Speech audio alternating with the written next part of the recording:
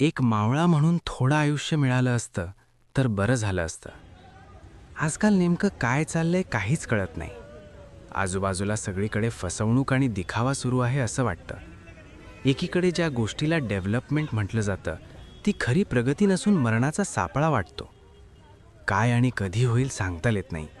राज्य करणारे लोक किती खालच्या पातळीवर जाऊन खोटं बोलत आहेत हे पाहून वाईट वाटतं.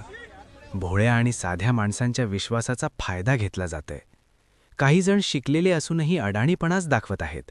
स्वतःची पोळी कशी भाजता येईल एवढंच पाहत आहेत. बाकी जगाचं काय होतंय याचं त्यांना काही देणंघेणं नाही.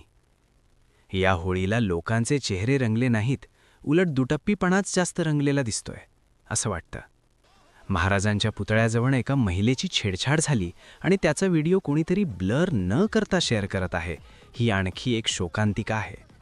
ज्या राज्यात उपमुख्यमंत्र्यांच्या मृत्यूबाबत नेमकं काय घडलं हेच स्पष्ट होत नाही, त्या राज्यात सामान्य माणसाचं काय होत असेल याचा विचारही करवत नाही.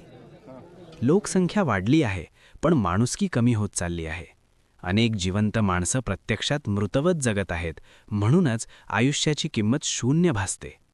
ऑडिट, अकाउंटेबिलिटी, रिस्पॉन्सिबिलिटी हे शब्द फक्त बोलण्यात आहेत, प्रत्यक्षात त्यांचा मागमूस नाही. रात्र गेली की बातही जाते.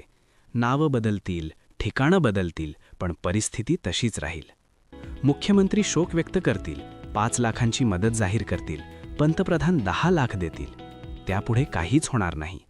सामान्य माणूस अतिसामान्यच राहील आणि श्रीमंत माणूस अजून श्रीमंत होत जाईल, अशीच धोरणं राबवली जात आहेत. हे सगळं दिसत असूनही आपण गप्प बसतोय, हीच सर्वात मोठी शोकांतिका आहे.